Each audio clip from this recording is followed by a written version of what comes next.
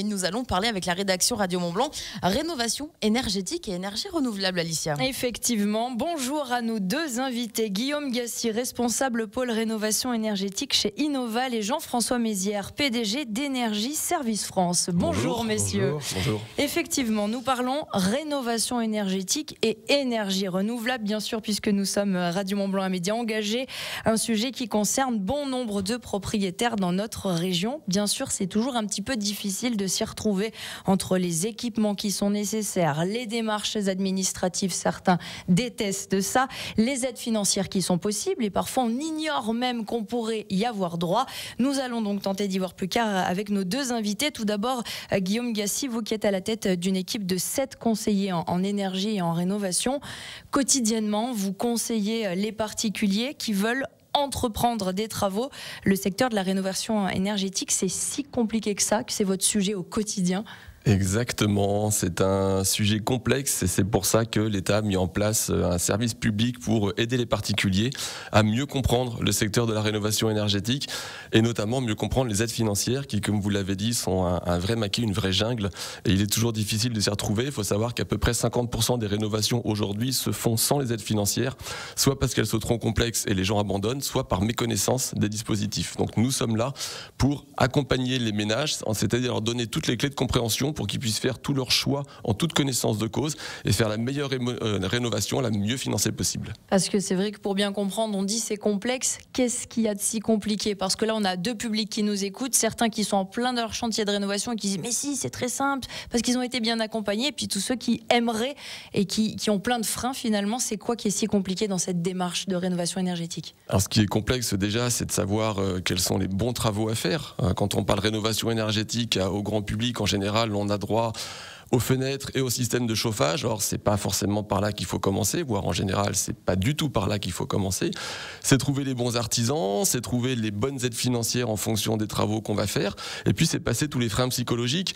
Est-ce que je vais payer le juste prix? Est-ce que je vais pas me faire arnaquer? Est-ce que les travaux vont bien durer le temps qu'ils doivent durer et pas s'éterniser dans la maison, etc., etc. Et tout ça fait que de nombreuses personnes se découragent et ne veulent pas faire de la rénovation énergétique. Et le coût qui reste quand même très cher. Évidemment, ça peut en décourager certains, mais toutes les aides, on va en reparler, effectivement, peuvent aider en ce sens. Guillaume Gassi, donc vous êtes à la fois accompagnateur France Rénov et espace conseil France Rénov pour tout le nord de la Haute-Savoie. Ça consiste en quoi? Ça commence par quoi?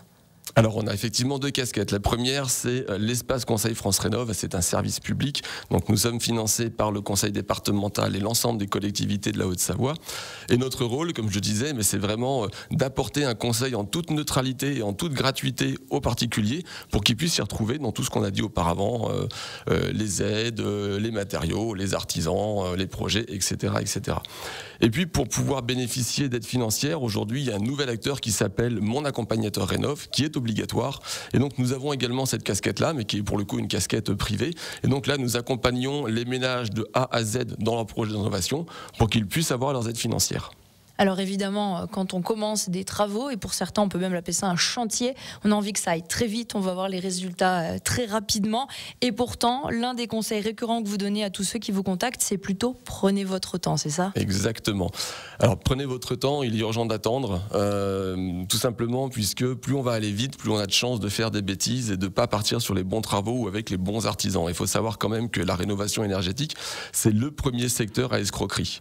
Donc il est urgent, 1, de nous contacter, 2, de prendre le temps de bien faire les choses pour être sûr d'avoir une bonne rénovation qui convienne le mieux à notre situation et au logement dans lequel on est. On compare, on fait quoi? On fait des demandes de devis pour n'importe quelle démarche finalement, et même on n'hésite pas à visiter les précédents chantiers, un peu comme quand on recrute et qu'on appelle le précédent patron. Exactement. Alors en fait, dans le côté service public, on a souvent deux questions récurrentes. La première, c'est à quelle aide financière est-ce que j'ai droit? Et la deuxième, c'est est-ce que vous avez des bons artisans à me conseiller? Alors nous, c'est pas notre rôle. Ouais. Voilà, c'est vraiment pas notre rôle que de conseiller des artisans. Nous, on va plutôt donner des astuces pour que les gens puissent trouver les bons artisans. Donc déjà, pour avoir les aides, il faut que les artisans soient RGE, reconnus garants de l'environnement. C'est vraiment une condition sine qua non pour obtenir les aides derrière. Deuxièmement, effectivement, quand on va faire de la rénovation énergétique, comme on l'a dit, ça coûte cher. Il faut prendre un peu des garde-fous, comme quand on achète une voiture, on n'achète pas le premier modèle qu'on essaie. Et bien là, on ne signe pas le devis forcément avec le premier artisan qu'on rencontre.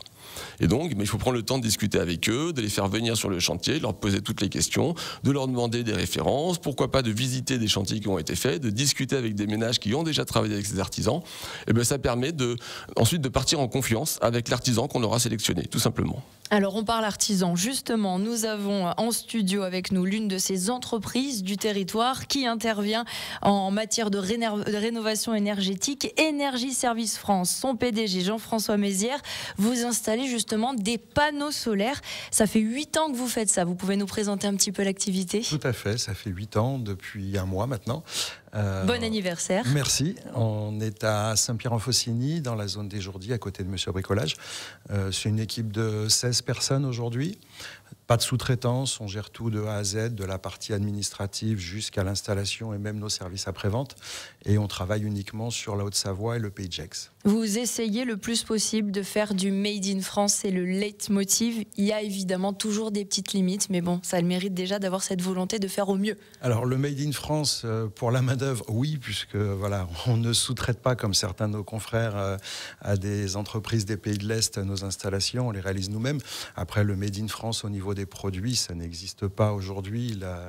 La matière première, la cellule photovoltaïque, quelle que soit la marque de panneau et l'origine du panneau, elle viendra de Chine chez tout le monde, malheureusement.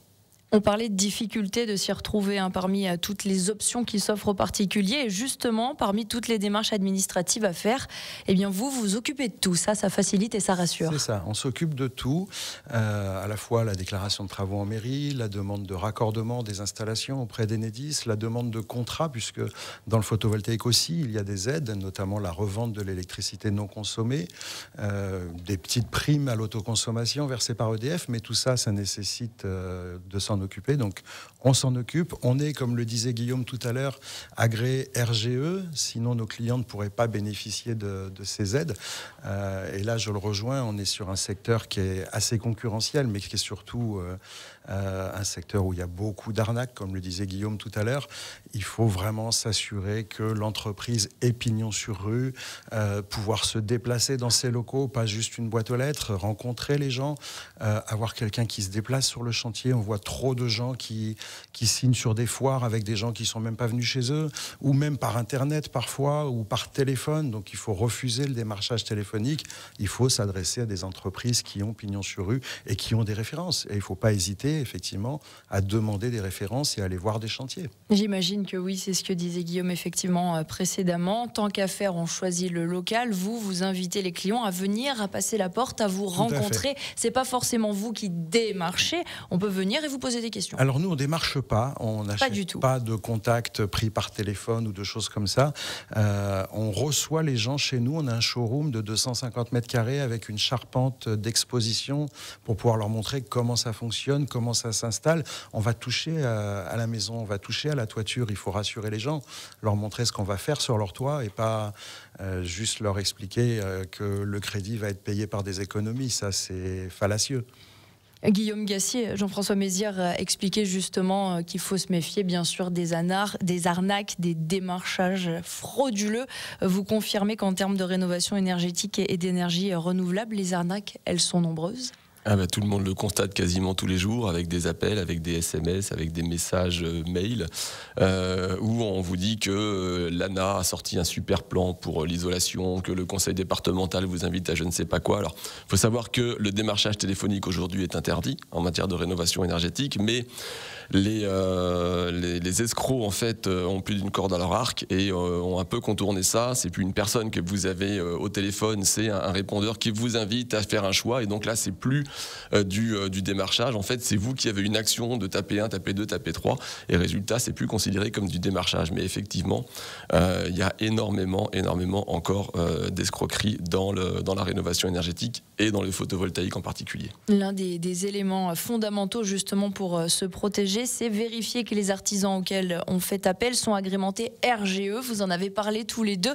Ça veut dire quoi ? Je vous invite tous les deux justement à apporter les précisions. Guillaume peut-être et puis Jean-François, je vous laisserai rebondir. dire. Qu'est-ce que c'est ce RGE et comment vous faites pour justement attester que vous pouvez le garantir? Alors RGE, ça veut dire reconnu garant de l'environnement. C'est un agrément qu'obtiennent les professionnels de la rénovation énergétique pour que leurs clients puissent obtenir les aides financières. Ça ne veut pas forcément dire que l'artisan est bon. Ça veut dire juste que l'artisan permettra à ses clients d'obtenir des aides financières. Vous avez des très bons artisans RGE, des très bons artisans non RGE, et puis des artisans qui ne sont pas RGE ou qui sont RGE, qui sont un peu moins bons, tout simplement. Jean-François Mézières, RGE, vous l'êtes? Nous le sommes, et je rebondis là-dessus. On voit beaucoup d'entreprises aujourd'hui qui ne sont pas RGE, mais qui présentent un agrément RGE d'un sous-traitant ou en tout cas qui n'est pas à leur nom. Moi, j'invite les gens d'abord à vérifier que le RGE est bien au nom de l'entreprise avec laquelle ils font affaire, et d'autre part à vérifier que l'entreprise a aussi une assurance responsabilité civile et décennale, parce que là aussi il y a énormément de gens qui se font avoir avec des entreprises qui n'ont pas d'assurance, et en cas de problème c'est un vrai gros souci. Difficile d'avoir les garanties, effectivement, oui, Guillaume. Et sur le RGE, il y a un registre national qui se trouve sur le site france-renov.gouv.fr.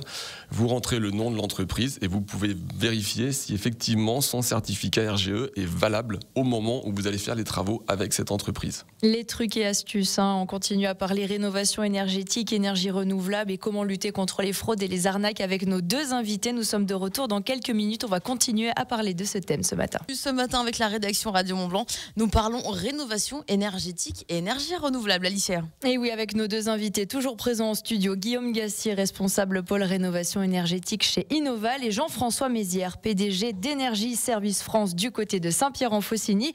On a parlé effectivement des fraudes, des arnaques. On va surtout parler des aides qui sont possibles. Peut-être que les gens qui nous écoutent en ce moment même se posent la question et se disent bon, ça y est, il faut que je m'y mette.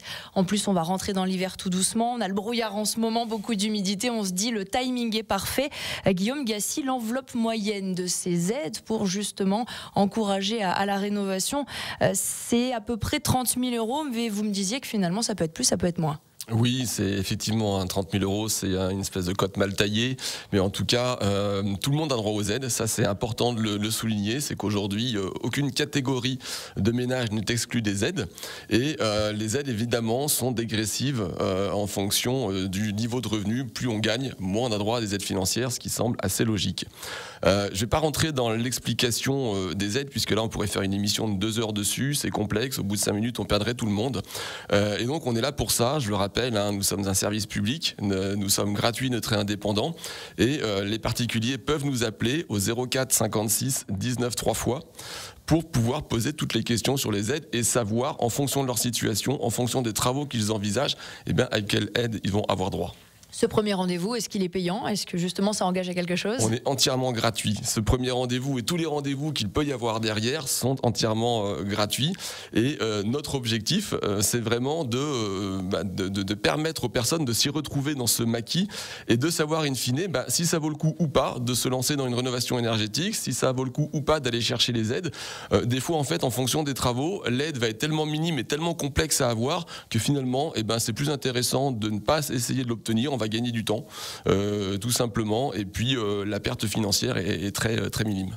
Il y a aussi 2-3 astuces bien sûr à connaître concernant les aides et puis tous les outils à disposition, notamment en termes d'installation de panneaux solaires. On revient vers vous, Jean-François Mézières. Petite information sur la baisse de la TVA qui n'est pas valable tout le temps, et pourtant c'est un argument que certains aiment beaucoup proposer. Alors des arguments, il y en a plein. On voit beaucoup fleurir sur les réseaux sociaux, notamment des publicités disant l'État finance vos panneaux pour 1 €. Ça n'existe pas. Il faut vraiment que les gens le sachent. Ça n'existe pas. Aujourd'hui, les aides dans le photovoltaïque, c'est une prime à l'autoconsommation qui est versée par EDF 1 an après la mise en service de l'installation, donc pas immédiatement. Cette prime est assez dérisoire, même si elle est utile, mais elle est assez basse. Et c'est tant mieux, parce que plus les primes sont élevées, plus les prix montent. C'est pas le particulier qui en profite à la fin. Et c'est conditionné aussi, il faut le savoir? Non, du tout. C'est conditionné. La prime est en fonction de la puissance installée, mais elle n'est pas liée au niveau de revenus, au niveau de ressources du foyer. elle est valable pour tout le monde. C'est uniquement la puissance de l'installation qui la détermine. Et pour quel type de construction, du récent, de l'ancien? Alors voilà, là on parle de la TVA cette fois-ci. La TVA à taux réduit à 10% ne s'applique que pour des installations de moins ou égal à 3 kW crête. Au-delà, c'est une TVA à 20%, normal. Et la TVA à 10% s'applique uniquement pour des maisons de plus de 2 ans. C'est-à-dire que si la maison est en construction, sur une maison neuve, on ne bénéficie pas de la TVA à taux réduit. Et la récupération de TVA dans le photovoltaïque, on voit beaucoup aussi dans certaines publicités ou que certains éco-délinquants proposent, ça s'apparente à de la fraude fiscale, c'est totalement illégal. Voilà, vous êtes avertis. Alors, en résumé et pour conclure, si vous aviez chacun un conseil à donner pour tous ceux qui nous écoutent, qui se questionnent pour entreprendre des travaux de rénovation énergétique et comment s'équiper en énergie renouvelable, Guillaume Gassier, on commence par quoi? C'est quoi la première démarche que vous conseillez? La première démarche, c'est appeler son espace conseil France Rénov. Tout simplement, vous avez des conseillers qui sont vraiment des thermiciens, qui sont des spécialistes de la rénovation énergétique, des spécialistes des aides financières et qui pourront vous informer, vous renseigner en toute neutralité sur votre projet, sur les aides, sur tout ce qui touche à la rénovation énergétique. Donc je répète le numéro, Haute-Savoie Rénovation Énergétique au 04 56 19 19 19. Est-ce qu'il y a une période, une périodicité qui s'y prête plus, un moment de l'année où on se dit « Ah là, il va y avoir des offres, ça va être plus intéressant ». Alors c'était assez cyclique jusque-là et ça a un petit peu tendance à se lisser. Mais avant, on avait beaucoup d'activités de septembre à mars et puis ensuite beaucoup moins de avril à août. Et là, ça a quand même tendance à se lisser un peu. Ce qu'il faut savoir, c'est que la rénovation énergétique est encore plus aujourd'hui, puisque c'est la rénovation énergétique d'ampleur, c'est-à-dire la rénovation globale qui est fortement poussée par les pouvoirs publics, ça prend du temps. Toutes les démarches prennent du temps. Donc pour les ménages qui souhaiteraient faire des travaux maintenant et se dire je vais les terminer pour la fin de l'année ou le début de l'année prochaine, eh bien non. Malheureusement, ça ne se passera pas comme ça. Il faut compter à peu près 4 à 6 mois pour boucler son projet de rénovation énergétique. Même question pour vous, Jean-François Mézières, en matière d'installation de panneaux photovoltaïques. Peut-être que certains se disent « je ne suis même pas concerné, je n'ai pas la surface nécessaire ». Alors, la surface nécessaire, effectivement, il faut une toiture qui soit suffisamment grande, mais il faut surtout une bonne orientation et pas de masque. On voit beaucoup d'installations qui se font sur des pans qui sont très mal orientés, très mal exposés, avec des arbres autour, voire des immeubles. Faut surtout pas faire ce genre de choses. Après, s'il y a un conseil à donner, puisque je crois que c'était votre question initiale, c'est, comme on l'a dit tout à l'heure, de se déplacer, de rencontrer l'entreprise, d'avoir une entreprise qui a pignon sur rue, c'est notre cas, et on n'est pas les seuls, et de travailler local, surtout. Merci à vous deux, Guillaume Gassier, responsable pôle rénovation énergétique chez Innoval, et Jean-François Mézières, PDG d'Énergie Service France, entreprise locale de Saint-Pierre-en-Faucigny. Justement, on en parlait. Merci à vous deux d'avoir été nos invités ce matin pour parler rénovation énergétique et énergie renouvelable. À très bientôt. Merci beaucoup.